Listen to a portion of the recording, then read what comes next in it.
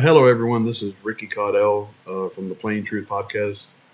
Um, I just want to talk a little bit of football amongst all the horrible stuff that's happening in our country right now. I still would like to speak about the things that are going on with the Cincinnati Bengals. Um,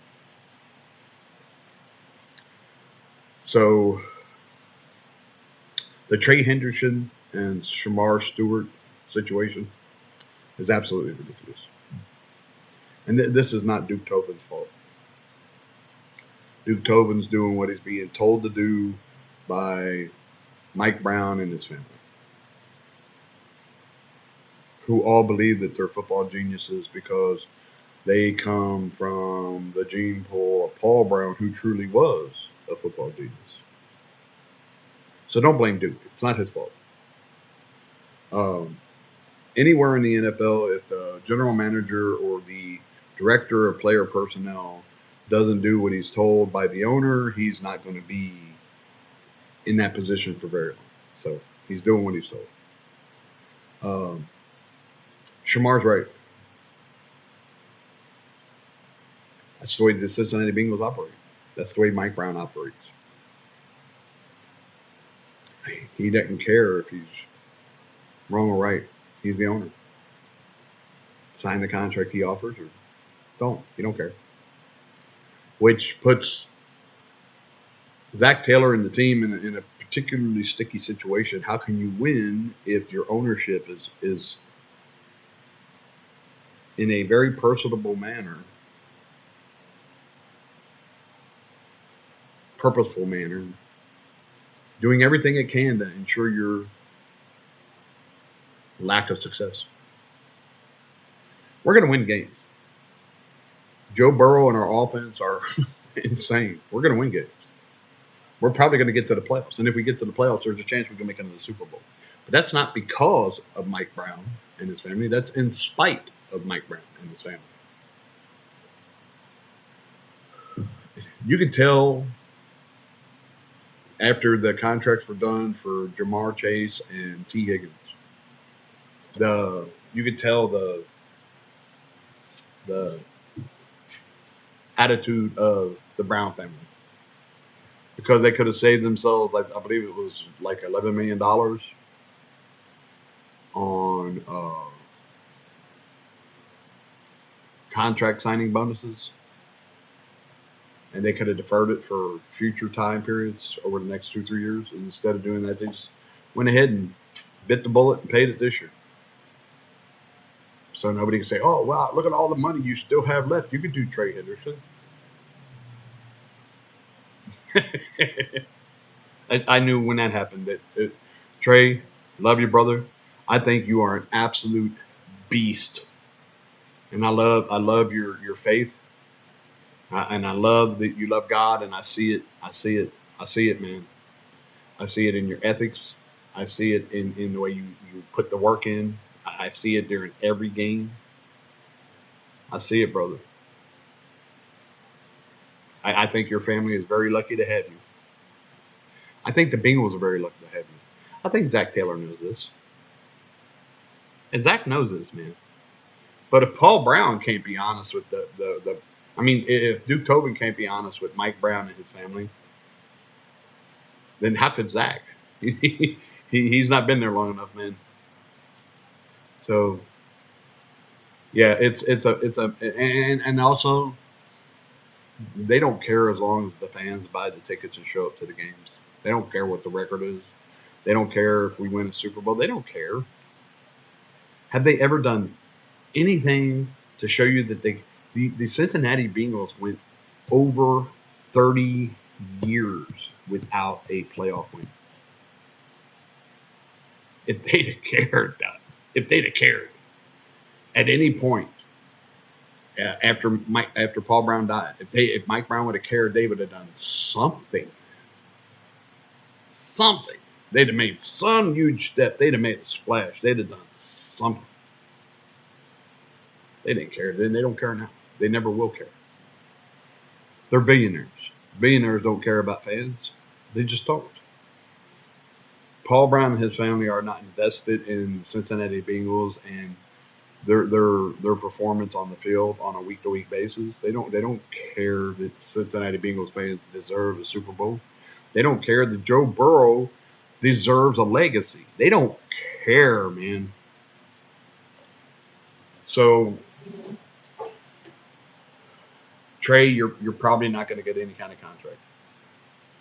And if you come back and play next year, man, I really truly appreciate it. And when another team that honors your commitment, pays you the money you're worth for the next 4 or 5 years before you decide to retire, and helps you establish your family's welfare, stability for after you retire, I wish you luck, brother. I hope you get in the top 5 of all-time NFL sack kings. I really do, man. You're a monster, and I appreciate your dedication. Shamar, like, yeah, you were so happy when you got drafted, man. You you were so happy. You were looking so forward to coming to an NFL team and proving to everybody that you could be Myles Garrett. Sad that you got caught up in some ridiculous drama in your contract. I personally do not blame you for not signing it. That's ridiculous. If you get ejected from a game, you lose all guaranteed money. You can get ejected from the game for bumping into a referee. So I don't blame you. I wish you luck. You will have a career. You will, brother. And I hope it's awesome. Sadly, I don't believe it's going to be with the Cincinnati Bengals. I wish you luck wherever you go. I hope you go to Kansas City. I hope you go to Philadelphia or the 49ers, or I hope you go to Detroit. I hope you go somewhere where you can be successful. Buffalo, I hope you do. So that's the situation we're in. We're going to cheer because we're fans. Even when back in the 90s and the early 2000s, when we were so horrible that I could barely stand to watch a season, and I didn't watch a season. I did, however, check it. I couldn't. I couldn't watch the seasons. I watched the Bengals play when Paul Brown was alive. Man, we were respected. We were feared. We played one of the most overpowering dynasties in football. We played them in 2 Super Bowls, man, and we gave them everything they could handle. So, yeah, God help us. Who they? Who they, man? I honestly believe that if the Bengals don't make the playoffs this year, Joe Burrow probably won't play for us next. The Bengals get a haul for him. And they will get an absolute haul for him. There are very few teams in the NFL that would not take Joe Burrow right now and would not give up 2 or 3 first round draft picks for him and 2 players and willingly take on this contract. Could you imagine Joe Burrow at the Cowboys?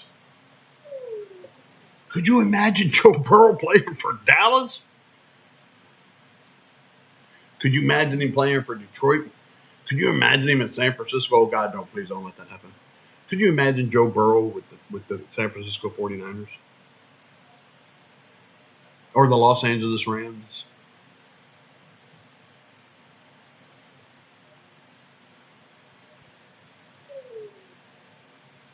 Or the Cleveland Browns? Oh, God help us, man. But, there are certain people in the Bengals organization that receive a check not because they're, how should I put this gently? They don't receive a check because of their operational outstanding abilities. but because of their blood relatives. But we can always hope. I mean, eventually Paul Brown's going to die.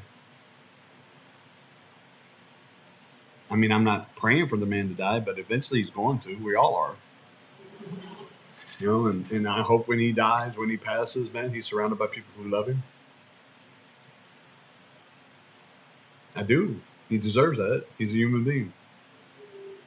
But he's also going to be remembered as the man who did everything he could to destroy his father's legacy. And burnt through one awesome quarterback, and he's working on burning through his second. So I hope not. I hope I'm wrong. But that's the truth as I see it. So that's the plain truth. It just is. If you appreciated the video, because it was kind of bleak, seems like today's that kind of day right now. But if you appreciate the video, please hit the like button and subscribe for me. I'm trying to build a brand. I love y'all, man. I hope I'm proven wrong. I really do. I would love to be alive when the Cincinnati Bengals win a Super Bowl. I was born the year they became a team. Look at me. Look at me, man.